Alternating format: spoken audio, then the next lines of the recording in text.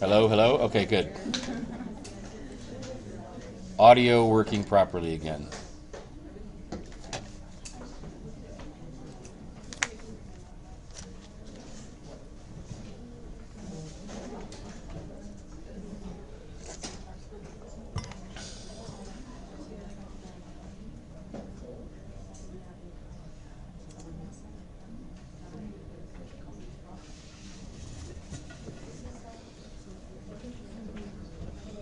Can't really see the screen from there, can you? Yeah, I think that'll be easier.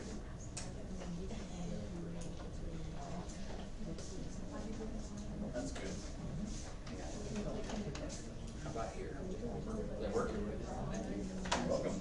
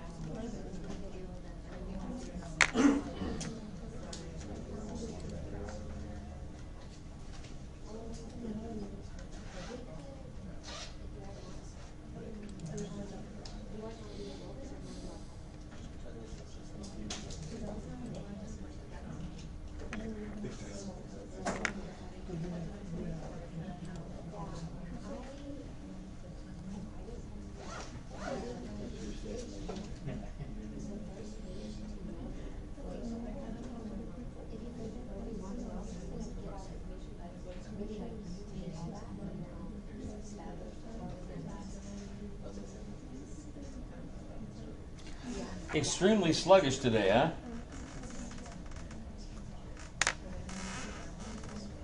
Well, we can all just kind of relax and watch PowerPoint. Oh, look, we're already up to 45 for 64%. By 20 after, it should be loaded. Okay, there we go.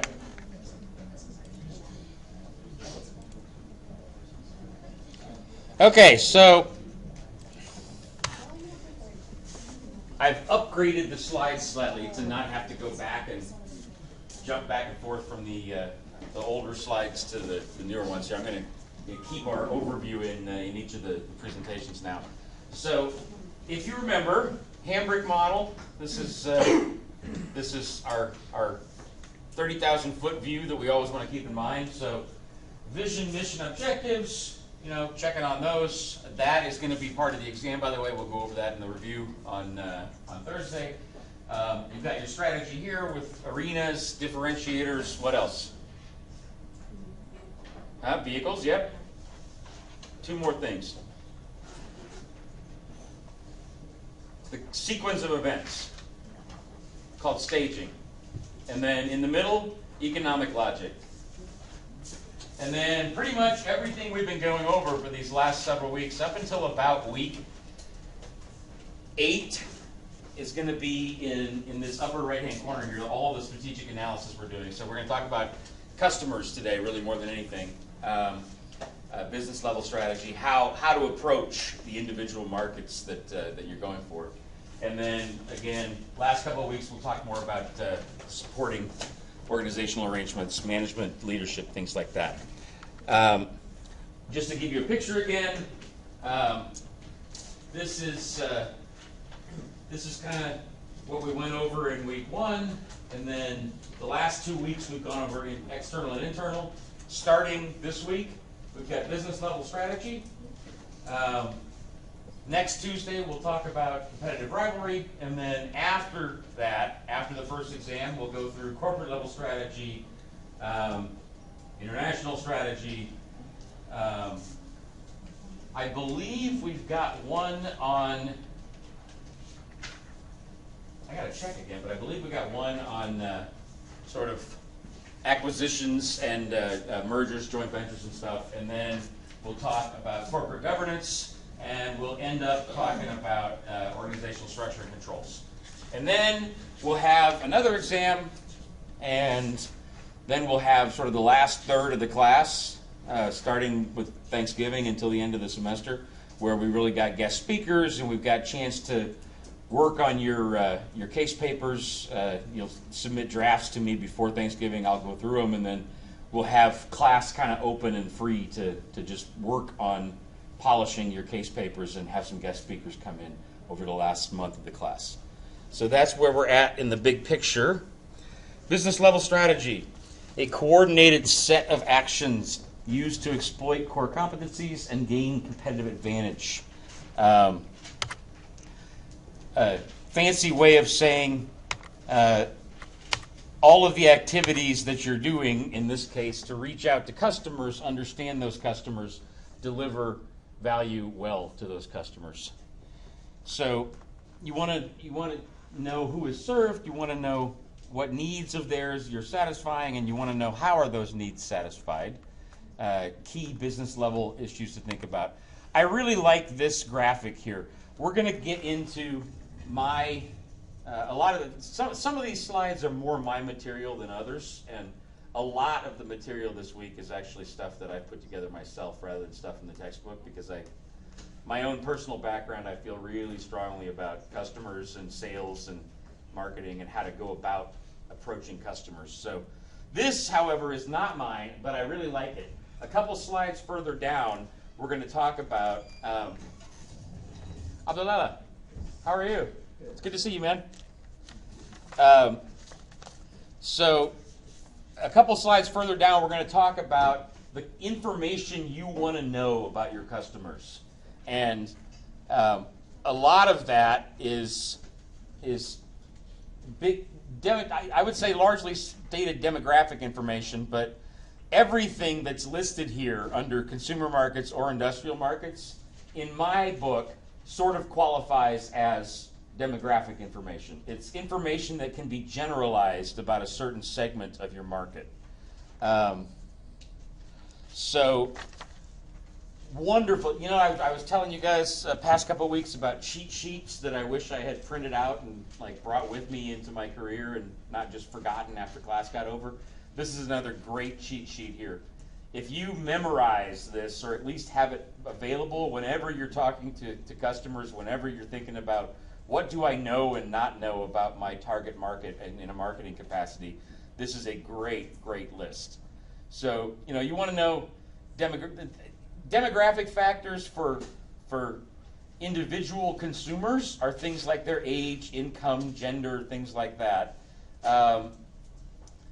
But for some of you have businesses that are the target of your customer base rather than consumers, and in that case, you want to know what industry are they in, how big are they, how many employees do they have, where are they located geographically with their production, where are their customer base located geographically, what different product segments are they active in, who are their suppliers, things like that. Actually, let me put silent on my laptop here. And for consumers, everything you see there is just golden for what you want to know about them. Social class, where they're at in their family life cycle. So are they newly married? Are they single? Do they have young kids? Are they empty nesters? This is important. This changes a lot about the basic behavior and state of mind of your customers. You want to know where they are. So not just physically, but culturally, what sort of regional society or national society they're part of, languages, and when you're talking about international markets, psychological factors, so other things that people like to do, what are their hobbies, what are their personality traits, consumption patterns, so do they use the product often or very rarely, how frequently do they buy, where do they buy, what is the occasion, and then some things about perception of the product and their personal opinions about it. So this is a nice little triangle graphic here of starting with purely demographic information, then targeting a particular geographic segment of that broader national demographic, narrowing it even further by a certain customer need, basically, liking to travel, and then getting to very specific consumption patterns about 2 or more getaway trips per year with family or friends. This is a wonderfully done, like, narrowing of your focus on exactly what kind of customer is your target.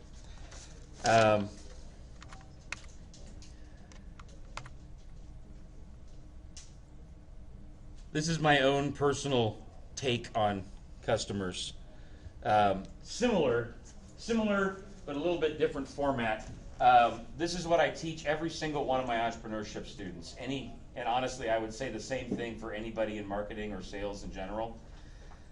You need to be able to answer these questions. At a big picture level, you need to know whether your customers are individual consumers or whether they're businesses. It's a completely different sales and marketing effort depending on whether you're selling to businesses or whether you're selling to consumers. Secondly, you need to think about who is just a customer and who is an influencer, who actually spreads the word, who are the key nodes in word of mouth about your product. Sometimes they may not even be people that buy the product, they're just people that say good things about it and influence your buyers, but they're important to keep track of as well. And then, what are the different segments, you know? We just talked about one segment in that last slide, women with a certain income level in New York City who travel a couple times a year with family and friends. That could be one segment. Another segment could be business travelers traveling between New York and Boston frequently for business meetings. Important to understand that not all of your customers are the same and understand the profile of each segment. For each segment, you need to know the answers to these questions. So how often does the customer buy? Approximately what price point do they buy at? Very critical, and I think not very well underlined in a lot of basic texts on sales and marketing. You need to know what advertising media they consume.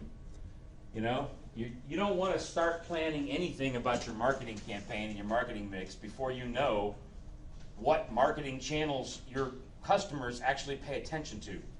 You could put together a huge TV campaign and then find out that no one actually cares about shampoo on TV. They actually care about what their friends recommend. And if it's word of mouth instead of TV advertisements, then don't blow your money on TV. Work on a viral guerrilla marketing campaign that really leverages word of mouth. So you need to know what advertising media your customers consume. You need to know what competitors they're using. It's very sometimes you don't think to ask this, but before they're your customer, they were somebody else's customer, and if you ever drop the ball, they'll find somebody else to serve their needs. So just ask up front, who would they use if it weren't you? And know very well what that competitor's all about. Demographics, all of that stuff on the prior page, we want to know about our target customers. And then finally, general impressions.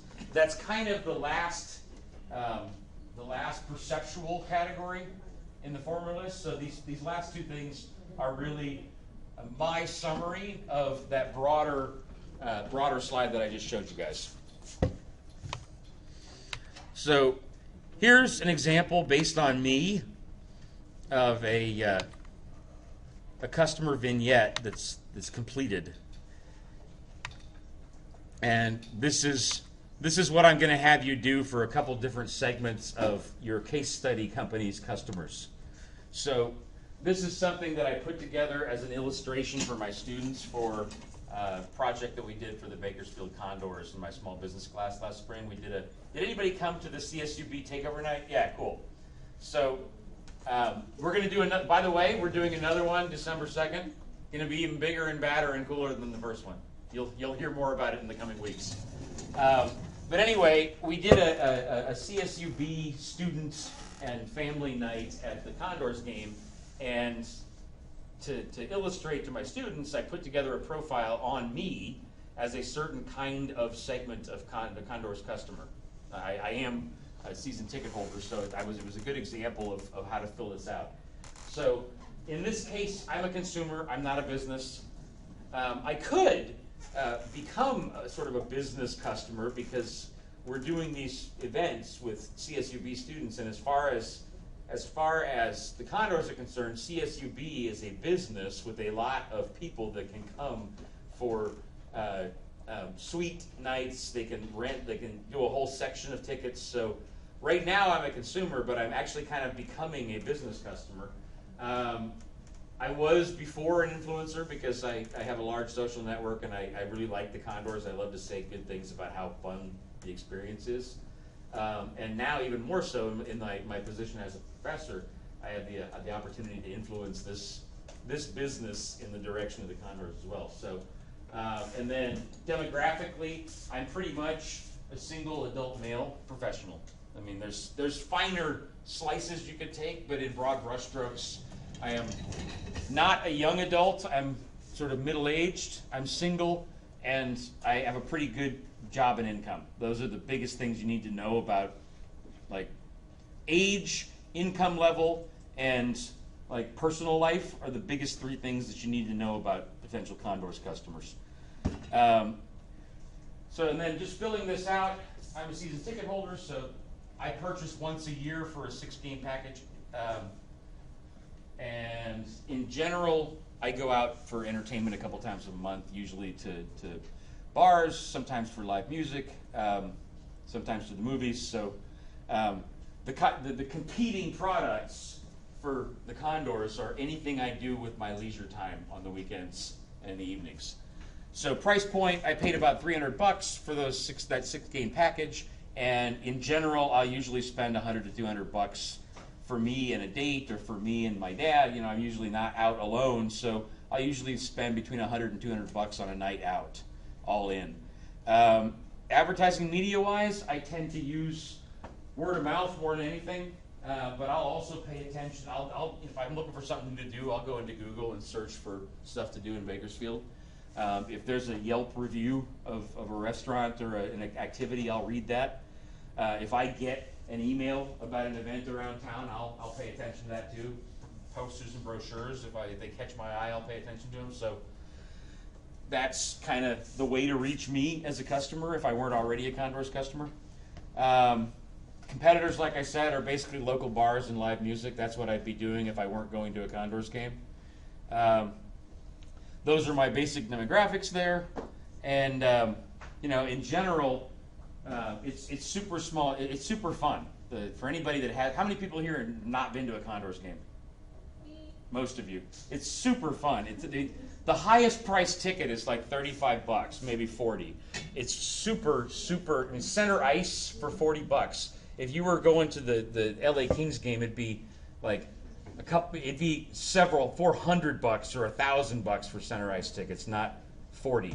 Got a kind of a small town feel to it, but honestly, this is the farm team for the Edmonton Oilers in the NHL, so it's got kind of a link back to big time hockey, and it's just a really fun time. That's my general impression of a night at the Condors game. So you want, Jose, hang on one second. You want to be able to answer all of those questions about your target customers, and I'm going to switch over in just a second here to show you the first part of the case analysis for today's lecture that I want you to be able to fill out. Yes, Jose.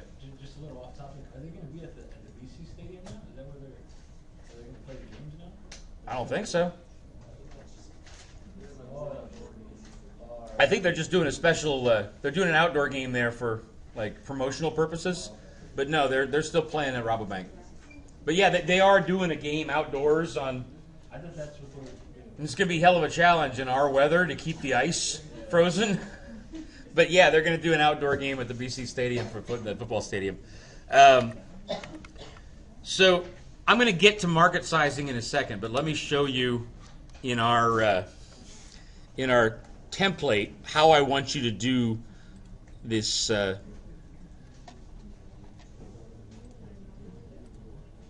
how I want you to do the customer vignettes. It's going to be a little bit simpler format than what you saw on the slide there. So if we come down here to the case analysis template,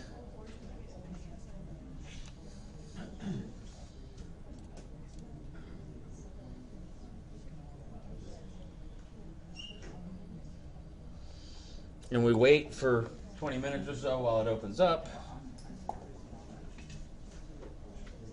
Hopefully not actually 20 minutes. Maybe I jinxed it because it still doesn't even have a percentage of how open it is yet.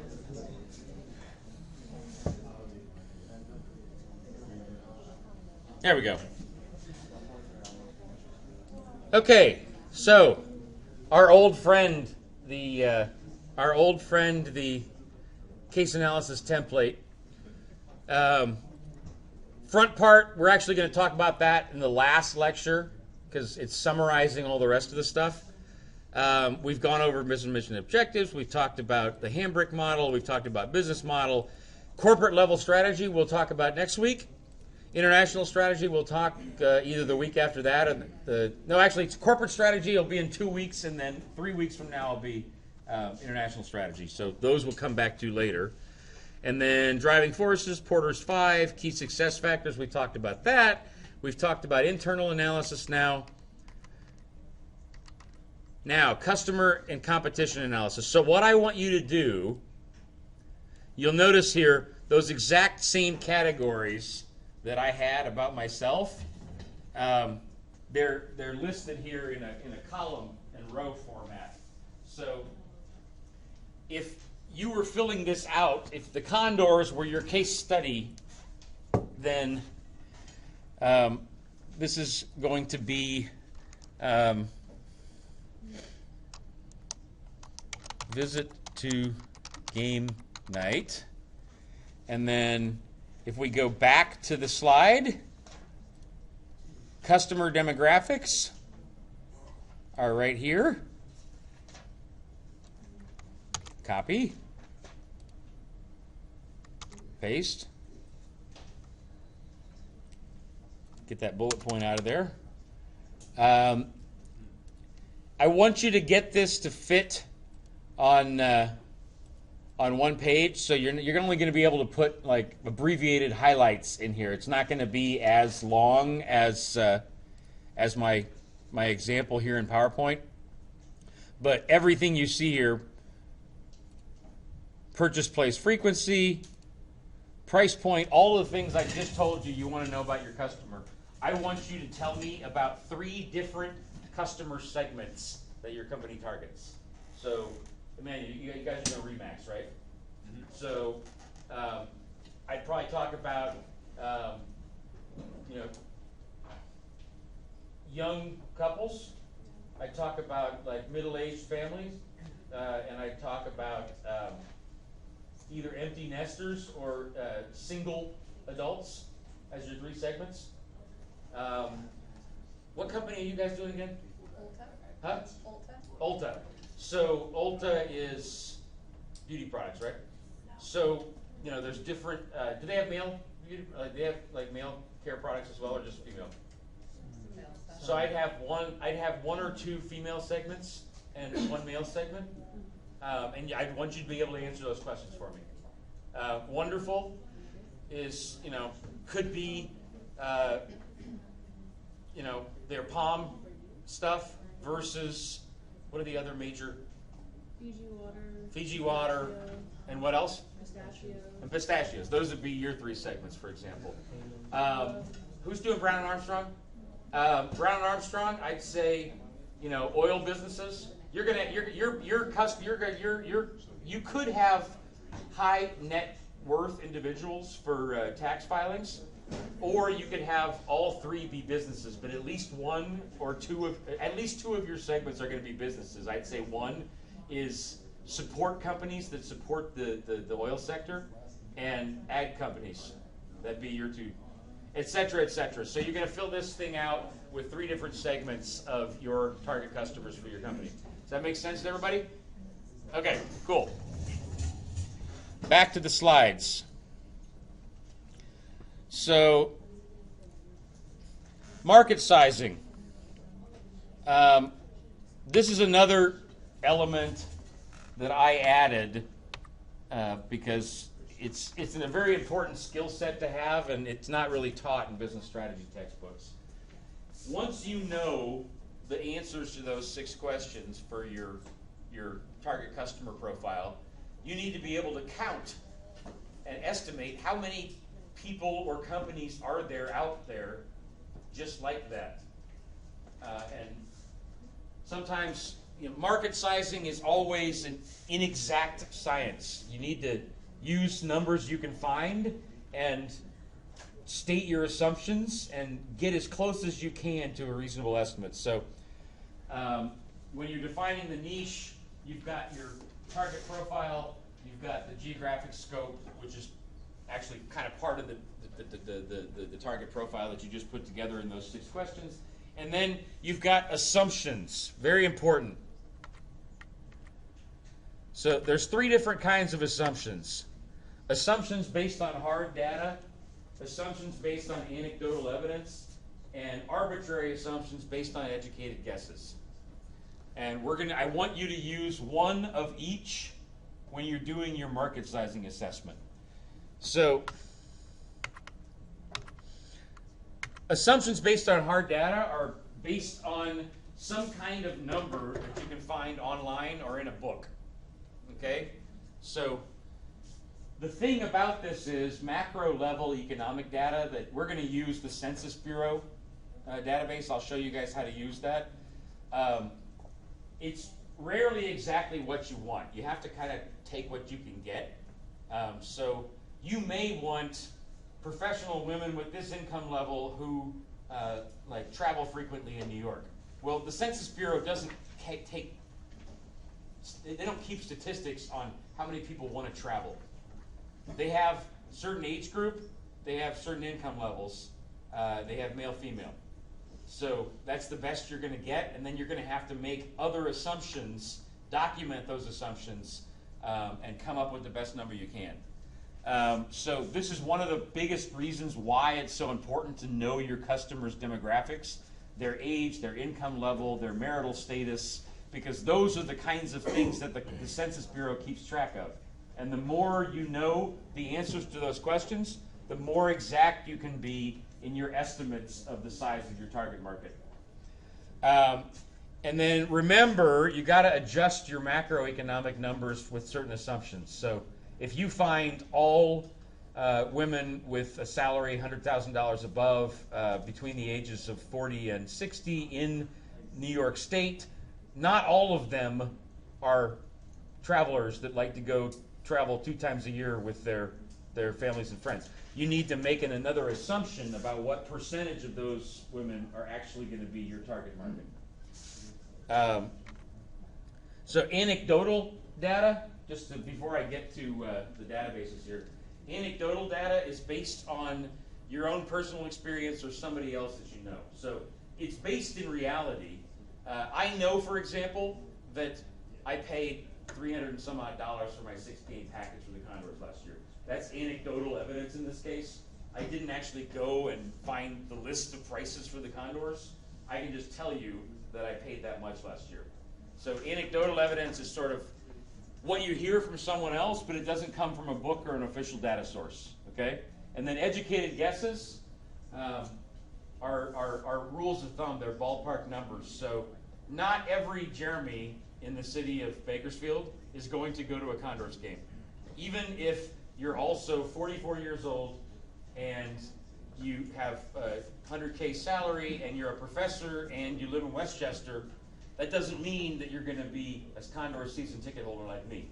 But we have no idea how many are going to be the case. So, out of if I think off the top of my head of 10 fellow adults that I know, I'd say maybe 3 of them like the Condors. So ballpark, 30% is probably a reasonable estimate. So after you figure out how many of me there are in Bakersfield, you also have to multiply by 30%, not assume that all of those are going to be customers. And that is an educated guess assumption. So, databases. Two awesome databases that we're going to use for this exercise. Very specific way you're going to use them. So the first one is American Fact Finder. If you're doing anything with consumers, individual people that you're doing market sizing for, you're going to use American Fact Finder. So all you got to do is open up the slides and click on this hyperlink. That'll take you right to the correct page.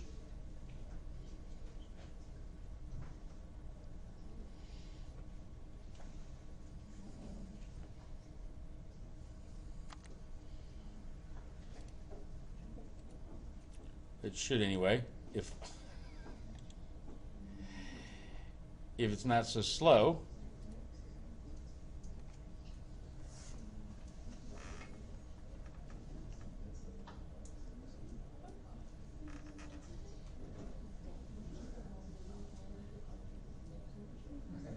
Man, our technology has some room for improvement, huh?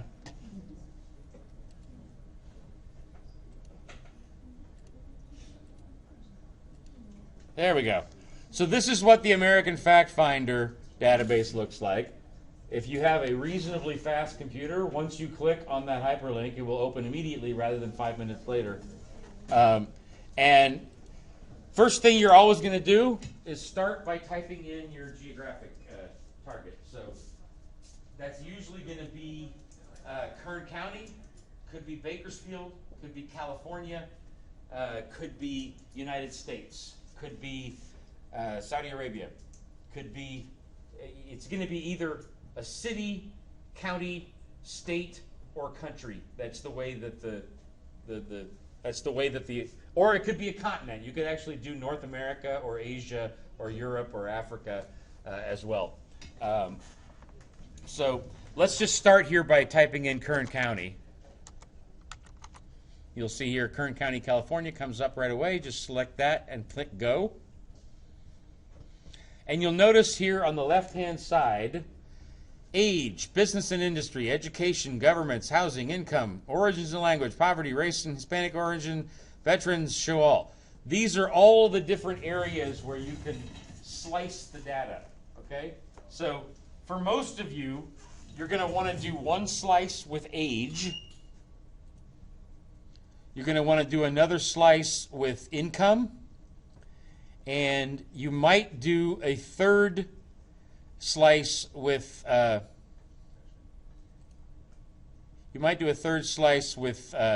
occupation. A lot of times, you know, like if you go back to my demographic information, I told you my age, 44. I told you my income level, which is about 100,000, and I told you where I live. I told you what I do, which is I'm a professor. So with those three pieces of information, you can narrow down pretty well other people like me in Kern County. So sometimes you're going to have to play around a little bit. The Census Bureau functions according to logic all their own. It's internally consistent within the Census Bureau. Sometimes it makes no sense to those of us outside the Census Bureau whatsoever. So if we go to age here, for example, you'll notice age and sex, children's characteristics, population 65 and over, characteristics of teenagers, age groups and sex. Why there's not like just age and sex, I have no idea. But there's different reports, and sometimes you have to click on these various hyperlinks until you find the one you want. In this case, I know that age and sex is the one we want. So we'll click on that.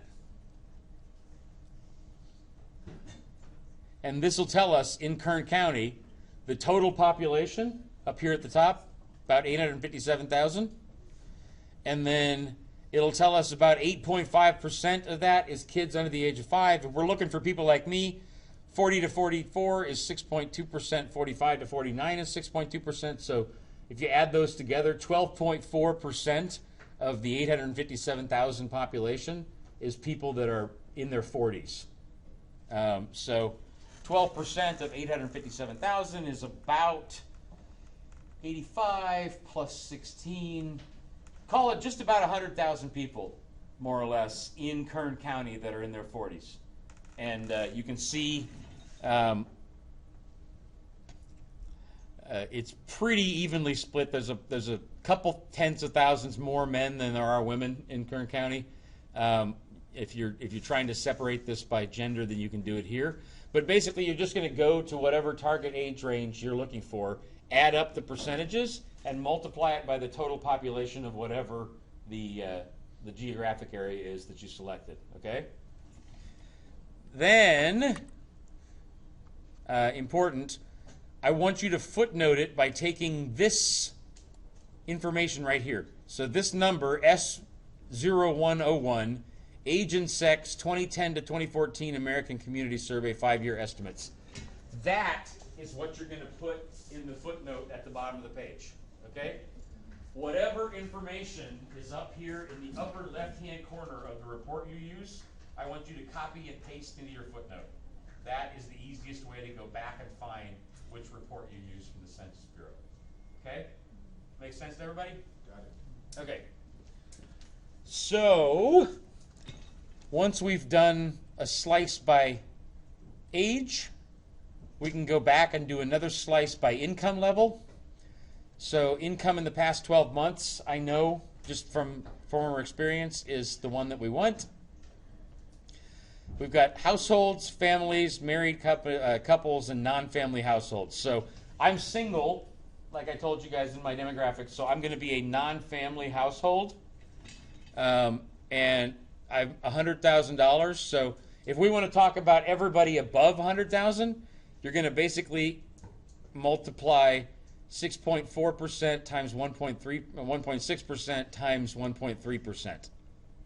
And then those percentages, you're going to multiply by that population of 100,000 number that you found for people my age in Kern County. And take those, you're going to start with the number 857,000, multiply by 12.4%, and then, let's see here, 6.4 plus 1.6 is 8, plus 1.3, 9.3%. So then you're going to multiply that number, 857,000 times 12.6% times 9.3%. And then, if we want to do another cut for occupation, we go to business and industry, occupation by sex and median earnings. You'll notice here, there is no category for professor. You've got education, legal, community services, arts, and media occupations. So we've got education, training, and library, but that's as close as we get. And not everybody in education is a professor. A lot of those are elementary school teachers, junior high teachers, high school teachers, community college teachers. They could be faculty and they could be staff rather than faculty. Administrative support. So you're going to take this. You're going to take this number here, 17,195, and divide it by 321,000. That's the total employed population here at the top of the column. And that's going to give you a percentage of about 5%, roughly stated.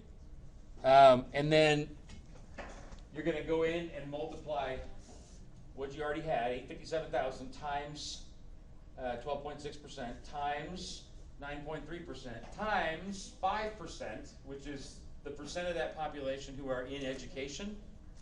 And then, not all of those are education, so now we're going to need an educated guess assumption. If we just think in ballpark terms, there's like elementary school, junior high, high school, and college, okay? So that's 4 different buckets of education professionals. So ballpark terms, 25% is college, and let's say that the split ballpark between staff versus faculty here is about half. So it's actually going to be 12.5%. So all of that you just had, 857,000 times, actually I'm going the wrong way for you guys, 857,000 times 12.6% times 9.3% times 5% times 12.5%. That gets us all the way down to a reasonable number for the population of people like me in Kern County. And we only need two other things. We need a price estimate. That's the anecdotal assumption. And I already told you I pay about $300 for tickets per year. So that's our price number. And we have to do another ballpark educated guess assumption. Not everybody like me is going to buy Condors tickets. And like we said before, about 3 out of 10, so 30%. The final multiplication you have to do is 30%. And then you've got the amount of revenue that could potentially come in from people like me annually for the Condors. Okay? The ability to make those kinds of estimates just based on, we did that in about 20 minutes here. The ability to make those kinds of estimates is a really important skill set for the jobs you guys are going to have once you graduate. Honestly, that's all I did for 2 years at PricewaterhouseCoopers and then PricewaterhouseCoopers when I was doing consulting. All day they would have me make numbers like that. It's a very common skill set in any larger organization where you're doing some kind of analyst role. So, and it's not taught in textbooks much. So that is what I wanted to add here. I'm not going to go back to the template too much because in the slides here, I've actually got, I'm supposed to have slides that show this. There we go. So you'll notice here, this is what all of that looks like when you get done with everything I said. So this is how you're going to fill it out. You're going to have a product service up here at the top. Kern County is what we selected in the geographic area. Then this is the slices that we did of the data. You see here 12.6, 9.3%. Spending, actually I used my average nightly spending number rather than the season ticket sales number. So this is what I would spend on average for one night out at a Condors game. And then you've got, I said 10% market share in the last estimate rather than 30%. Multiply it all together and then state $77,000 in potential revenue per game from people like me. It's not bad. I mean, if you add that, if you multiply that by, I think 20-ish home games, that's $1.5 million of potential revenue just from people like me, let alone the rest of the professions and age groups and genders and so forth in this county. So there's a lot of potential revenue for the Condors there. I also did one, Brown and Armstrong folks. Hang on one second, Emmanuel. Okay. Brown and Armstrong folks in particular, you'll want to pay attention to how this worked for a business as opposed to a consumer. Theoretically, Wonderful might have business customers too instead of consumers. So that is a little bit different. This is the example of it. Let me go back and show you the database we're going to use for that. It's the Census Bureau's Community Business Patterns database. So that is this one in the middle here. First of all, you're going to have to go to nakes.com and find the 6-digit code for the industry of the type of company that you're targeting. So I believe in my example here, the example was clothing accessory stores. Trying to get clothing accessory stores to advertise in the Condors program, advertise on their billboard, and so forth. So I went to nakes.com and I looked up clothing accessory stores, and I found that the code for that is 448150. So then, when we go to the Census Bureau's database, which probably is going to take a long time to open again. Let's hope it doesn't take too long. Emmanuel, what were you going to ask before? Or say? I was going to ask, how did you come up with the 10% market share number? Superstition more than anything. Like, in general, I've found in the past, like, this rule of 10 that I talked about, well, you know, if you want something to work out as a salesman, you need 10 options. If you want to get a job, you need to have 10 job applications out there, et cetera, et cetera.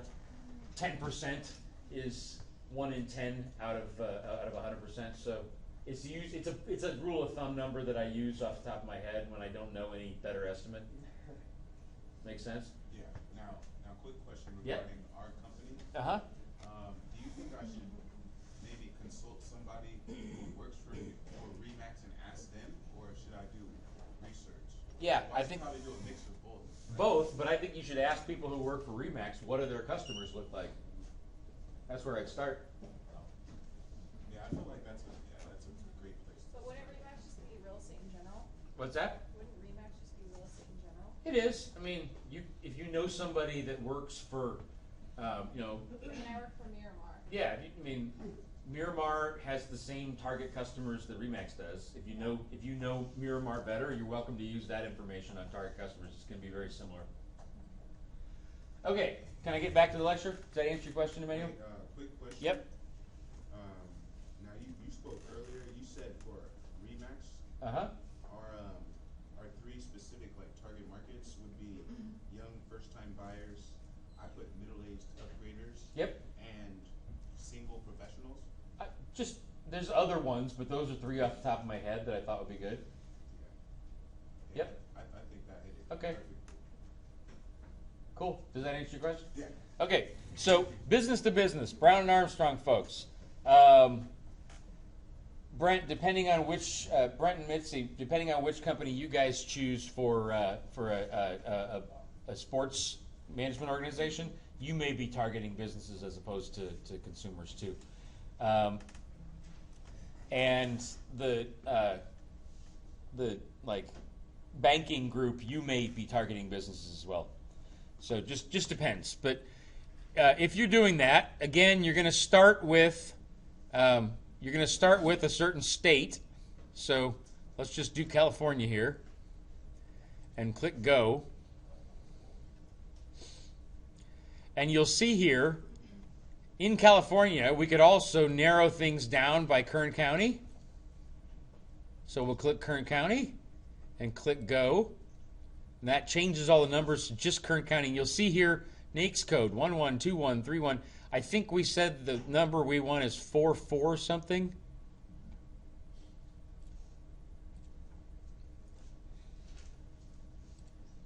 Yeah, 448150. So if we go back here to 44, if you click detail, it'll give you more of the numbers. So 4411, and what was the number again? 448150. So 442, 443, 445, 448150. Clothing accessory stores. 10. Oh, there's 3 more than the last time I checked. So there's about 10 clothing accessory stores in Kern County somewhere. Now that's not counting department stores or women's clothing stores. This is just clothing accessories. So there's, and you know, there may be 15 or 20, there may be 5. These numbers are not exact, but it's the closest the Census Bureau can get. So that 10 number is going to go in here. Now, the last time I checked, it was 7 instead of 10. So we found that. Anecdotal assumption, based on things that I know about the advertising business, is that for $500 you could probably get like half-page advertisement in the Condors program. And for only that many, I'm not going to assume 10%. I'm going to assume that maybe we can get half of those, so 50% market share. 7 times $500 times 50 is about $1,700 in potential revenue the Condors could get just by doing an advertisement for clothing stores in their program. Now that's not any other kind of advertisers or on the billboard or anything else. That's just an estimate for that. So that's how I want you to do either consumer or business-to-business market sizing, depending on which one you're focused on. So we got about 10 minutes left, and I got one more major topic to go over, and then we'll be done for the day. So the next thing that I wanted to go over, and I didn't go back to the template because the template looks exactly like what I just showed you in those PowerPoint slides. Okay, so that's what I want you to do for the template for market sizing. And now finally, generic competitive strategy. Your textbook and these slides will tell you that there's 5 kinds of generic strategies. To me, there's really only 2. You're either low cost or you're differentiation. We'll talk about the finer nuances later, but for my case template, all I want you to tell me is in each of the market segments that you know the market segments you just talked about. So for you guys, that would be those 3 segments of young professional or young families, middle-aged upgraders, and single professionals. So for each of those, you're going to tell me, is Remax low cost or differentiation? And then you're going to give me an explanation of a couple of sentences why. Okay. So let me tell you what those 2 things are. Low cost is pretty much what it sounds. It means that as a company, you have lower costs than your competitors, and you can take advantage of that in 2 ways. You can either take advantage of that by giving your customers lower prices than the competition can offer, or you can do it kind of like Robert Half. When I used to, I told you guys about my career background. One of the jobs that I had was working for Robert Half as a headhunter in LA for a year. And Robert Half has really low costs, actually. They're a low-cost competitor. They might say that they're competing on differentiation or something more complex in the 5 different areas, but in my opinion, they're a low-cost competitor. They have huge economies of scale in their databases, in the way that they rent office space, in the way that they do their recruiting of professionals. They have huge economies of scale and low costs. However, they don't charge low prices. Robert Half charges premium prices, but they have low costs, which means they have really high profits and they have really high shareholder value. So just because you have a low cost position doesn't mean that you have to offer low prices. You could actually take advantage of that to have higher margins and higher profit margin that you pass on to your owners. So that's low cost. Differentiation basically means that you're building a better mousetrap. You can't compete on price, or the market is so diverse that you need to focus on specific features for a specific target market rather than just cost. If customers care about something other than cost, then you're competing on differentiation. So, a couple things. You want to make sure that you're differentiated and have a bigger and better, or a better, more innovative, sustainably different mousetrap than your competitors. But you also want to make sure you don't differentiate yourself right out of a profit. I think one of the things that I did with my first company was I tried to make everything super fancy and offer every service possible, have the best customer service, and we're going to have premium quality and everything. If you do all the differentiators at the same time, they cost so much money, nobody's willing to pay for it. So I was losing money because I'm offering everything and people aren't willing to pay enough money for it. So you want to differentiate, but you want to pay attention to how much differentiation the market will support. So I talked about 5 different strategies instead of just 2. According to your book, you can either be focused or broad. It's really a geographic or a number of different customer segments question. And then you can also try to be in the middle and be a best cost provider. So you've got differentiated features and low cost. There's a valid point to slicing things this way. It's not the way I slice it. I just want to know from you guys, low cost or differentiation, one or the other. I've got some bullet points here on ways that companies normally compete on cost. So standardizing the product, economies of scale, et cetera, et cetera. This is a great cheat sheet on ways to find cost savings and ways to compete on cost in the value chain of your company. This is another one that I wish I would have printed out as a cheat sheet and taken with me after I graduated. And then same thing for differentiation. These are some of the things: having a great relationship with your customers, having really high quality product. It's sometimes having control, if it's food, having control over organic supply, etc. And then finally, this is the same cheat sheet for differentiating as opposed to for low cost.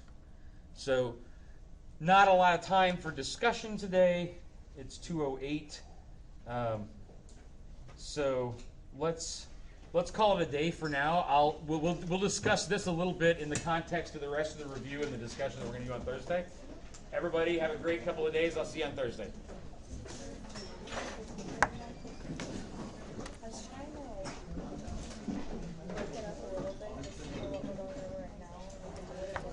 Emmanuel.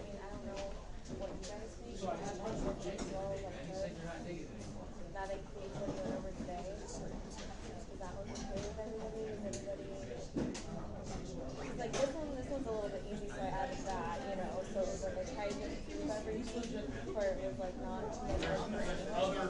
There's other. You guys want to start on that? Is that okay? Northwestern You guys have a specific one you want? I don't care, so whatever you guys want to choose.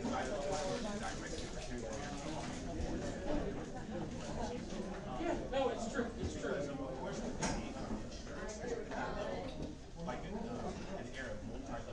Because I'll take any of them. That's what I was hoping to understand. Is that no matter where you're going to do it, there's going to be an element. Keep talking. I'm just going to finish here. I just want to make sure to close the loop because I had lunch yesterday. You were saying that you didn't like.